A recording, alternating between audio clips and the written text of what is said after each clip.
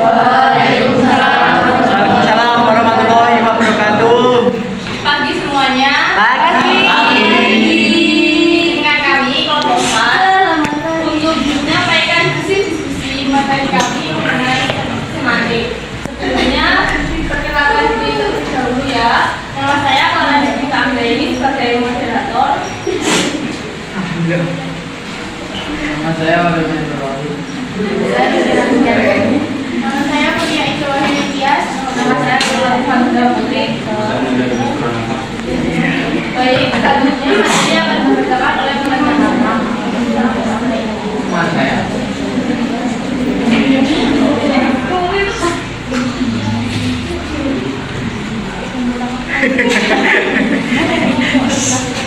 Pertama, pengertian semantik. Semantik mengandung pengertian tadi dengan makna. Dengan anggapan bahwa menjadi bagian dari bahasa, maka semantik merupakan bagian dari bahasa. Dan semantik adalah bagian dari linguistik. Seperti halnya bunyi dan tata bahasa. Komponen makna dalam hal ini juga memiliki tingkatan tertentu. Apabila komponen bunyi memiliki tingkat pertama, tata bahasa pada tingkat kedua, maka makna menunjukkan tingkat paling akhir.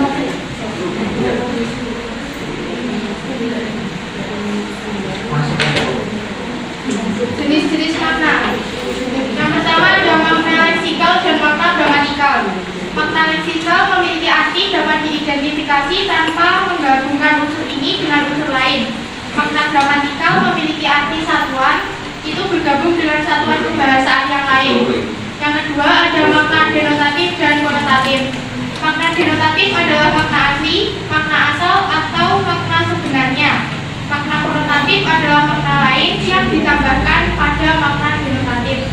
Yang ketiga ada makna literal dan makna figuratif. Maka sebuah bentuk kebahasaan ada yang belum mengalami perpindahan penerapan kepada referensi yang lain. Yang keempat ada makna primer dan makna sekunder. Makna satuan kebahasaan yang dapat diidentifikasi tanpa bantuan konteks disebut makna primer. Makna satuan kebahasaan yang dapat diidentifikasi lewat konteks pemakaian bahasa disebut makna sekunder. Selanjutnya ada hubungan berbagai makna. Yang pertama sinonimi. Sinonimi adalah hubungan atau hubungan yang mempunyai arti yang setara. Bentuk-bentuk linguistik yang mempunyai makna yang sama disebut bentuk-bentuk sinonim. Yang kedua antonimi. Antonim mempunyai arti yang berlawanan. Antonimi dapat dibedakan menjadi antonimi benar dan antonimi non-benar. Antonimi bergradasi dan antonimi tak bergradasi. Antonimi ortogonal dan antipodal. Antonimi direksional dan antonimi relasional. Yang ketiga polisemi. Polisemi adalah sebuah bentuk kebahasaan yang memiliki berbagai macam makna. Keempat, homonimi. Homonimi adalah dua kata atau lebih yang secara kebetulan memiliki pola bunyi yang sama. Yang kelima, hiponimi. Hiponimi adalah hubungan semantik antara makna spesifik dan makna generik, atau antara anggota taksonomi dengan makna taksonomi. Keenam, metonimia. Sebuah kata sering kali memiliki hubungan asosiatif dengan kata lain.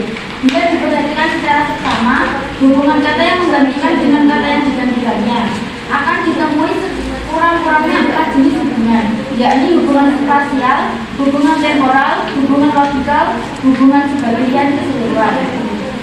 Yang keempat, perubahan makna. Pertama, meluas. Makna sebuah kata seringkali mengalami perluasan sehubungan dengan berkembangnya bidang aktivitas kehidupan manusia. Yang kedua, sempit. Kata-kata asing seringkali mengalami penyempitan makna dalam bahasa yang menerimanya. Yang ketiga, membaik.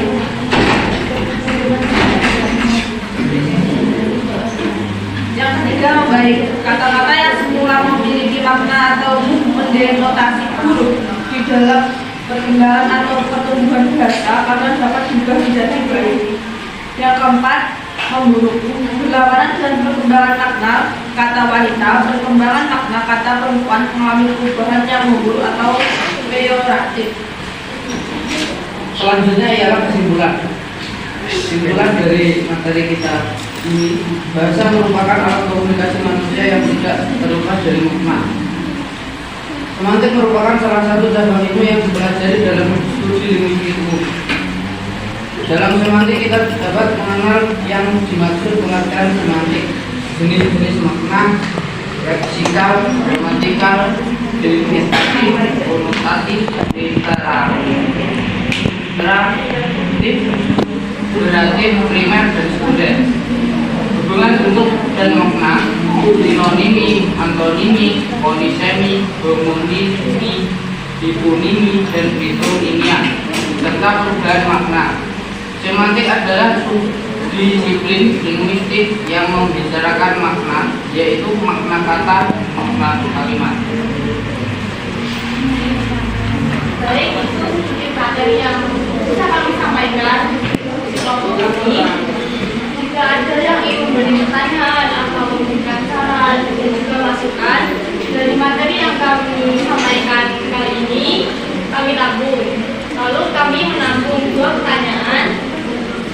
Jadi siapa yang ingin bertanya, dipersilakan. Baik, Mbak Nanda dan Mbak Devi ya.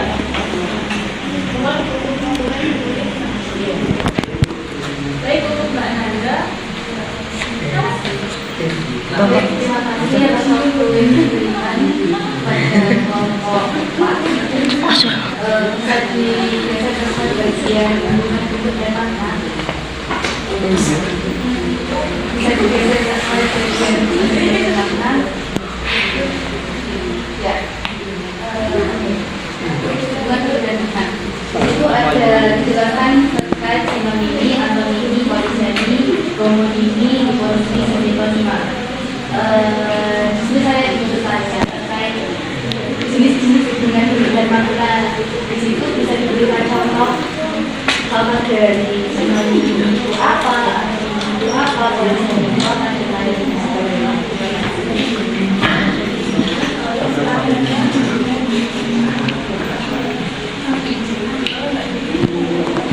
Saya digeser ke slide selanjutnya.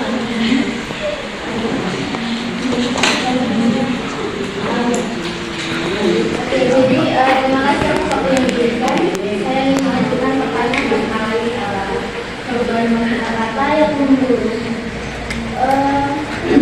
Saya ingin bertanya bagaimana maksud dari perkembangan makna kata yang menurut dari contoh yang Anda ambil dari kata wanita dan perempuan. Terima kasih. Baik, jadi ada 2 pertanyaan yang akan disampaikan oleh Mbak Nanda dan Mbak Devi. Sebelumnya saya koreksi untuk diskusi sebentar mengenai jawabannya. Jadi, mohon izin ya. A few moments later. Terima kasih atas waktunya untuk menunggu diskusi kami. Jadi yang pertama, saya akan menjawab pertanyaan dari Mbak Nanda mengenai apa contoh dari hubungan bentuk dan makna. Silakan dijawab oleh teman saya. Untuk yang pertama adalah sinonimi. Contoh kata sinonimi misalnya kredit, mencicil, bercinta, berjodoh, rajin, giat, haus, dahaga, dan masih banyak lagi contoh lainnya. Sinonimi adalah suatu kata yang memiliki bentuk berbeda namun memiliki arti atau pengertian yang sama atau mirip. Yang kedua contoh antonim, yaitu pintar, bodoh, panas, dingin, besar, kecil, dan masih banyak lagi yang menurut kamu besar, biasa, bisa, KBBI. Antonimi merupakan kata yang maknanya berlawanan dengan kata lain. Terus yang selanjutnya ialah contoh polisemi. Polisemi adalah kata maknanya berbeda dan adanya banyak. Contohnya panas yang berasal dari sesuatu yang terbakar, bersemangat,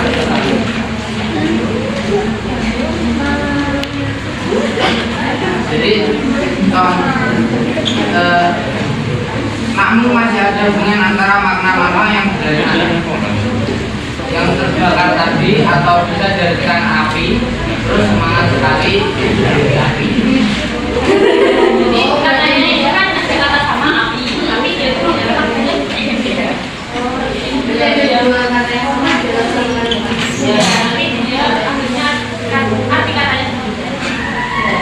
perhatikan terus contoh gunung ini adalah kata yang sama lafal dan ejaannya dengan kata lain tetapi berbeda maknanya karena berasal dari sumber yang berbeda. Contohnya hak bagian dari sepatu wanita, katanya milik atau kepunyaan.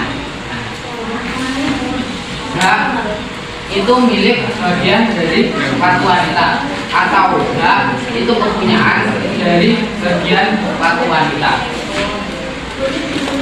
Terus contoh deponimi adalah anggrek dengan bunga. Anggrek merupakan jenis bunga sehingga makna anggrek tercakup dalam makna kata bunga. Oh, alah. Contoh lainnya ada kucing, sapi, dan kambing yang merupakan deponimi dari kata binatang. Oh, jadi tidak perlu menyebutkan binatangnya, cukup bilang kucing sudah paham kalau kucing itu binatang. Oh, iya. Terus yang terakhir adalah contoh metonimia. Contohnya ialah ayah bingung ingin membeli Avanza atau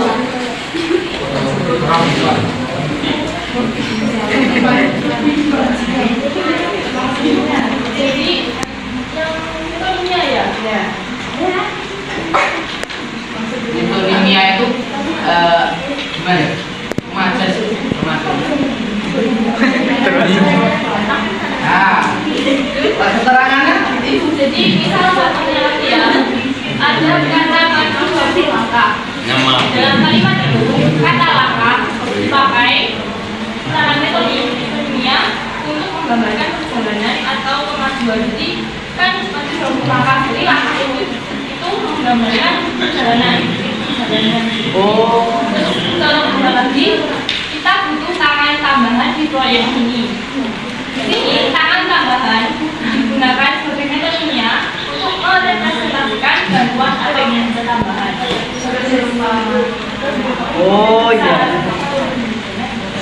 Seperti bagaimana Pak dari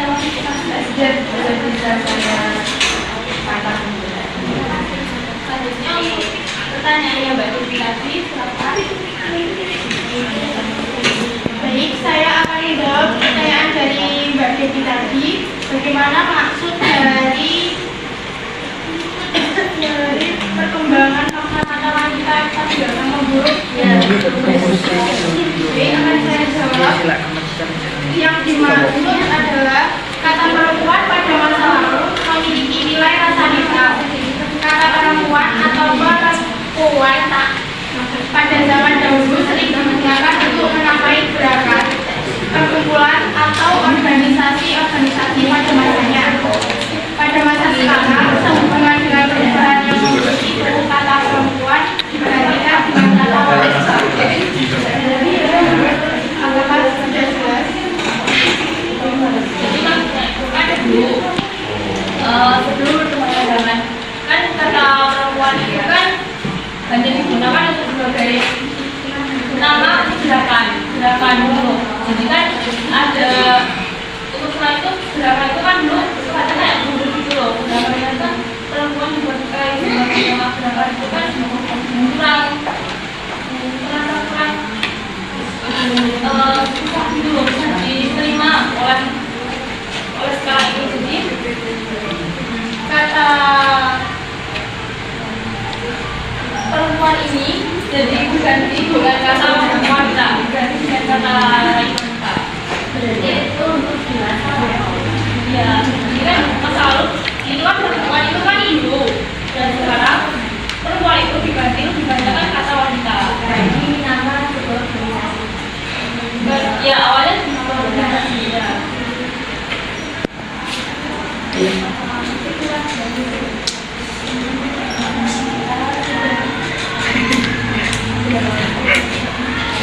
Terima kasih atas pertanyaan dan juga atas perhatian teman-teman semua. Kami mohon maaf jika ada materi yang kurang jelas atau penyampaian jawaban kami yang masih kurang memuaskan atau masih dibuat bingung oleh teman-teman semua. Izinkan kami undur diri. Wassalamualaikum warahmatullahi wabarakatuh. Waalaikumsalam.